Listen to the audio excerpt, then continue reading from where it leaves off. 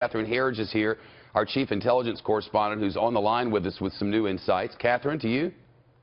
Well, thank you, Shepard. With hindsight now, there are two events this week which really suggest that there was going to be a major development in the email investigation. One of our law enforcement sources told us that Thursday, a senior leadership meeting with FBI was scheduled in Quantico, Virginia, and it was canceled at short notice and very precipitously. Second, we were also contacted Thursday by someone who's working directly with the FBI who indicated that new information had come to light in the case that had not been examined in the course of the original FBI investigation. So in hindsight, this now suggests that they were ramping up for the announcement that we had today, Shepard.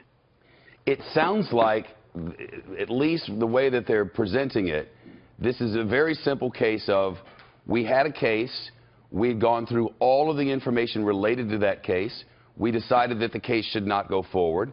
Now we have more information, so we're going to look at that information, and if anything changes, we'll let you know.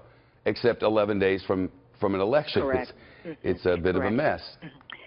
Well, what I would say on that point, Shepard, is that you hear this term closed case. That means in FBI language that the case file is sitting on the shelf, because for the FBI, nothing is really ever closed. They always have the option to re-engage and reinitiate. And in fact, based on a conversation with two former FBI agents this afternoon, they emphasized to me that it's not unusual to reopen a case if new evidence comes to light.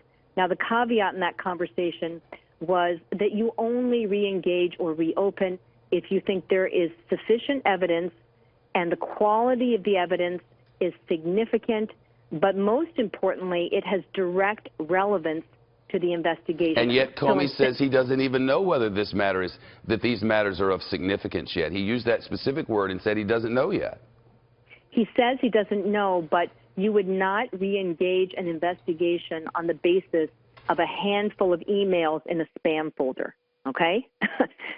You would not do that. You would re-engage when you think there's sufficient evidence and evidence that may, in fact, be relevant. And this goes to the point of whether it contained classified information. So this potentially is a case where there is classified information on the device of a party who was well outside the U.S. government.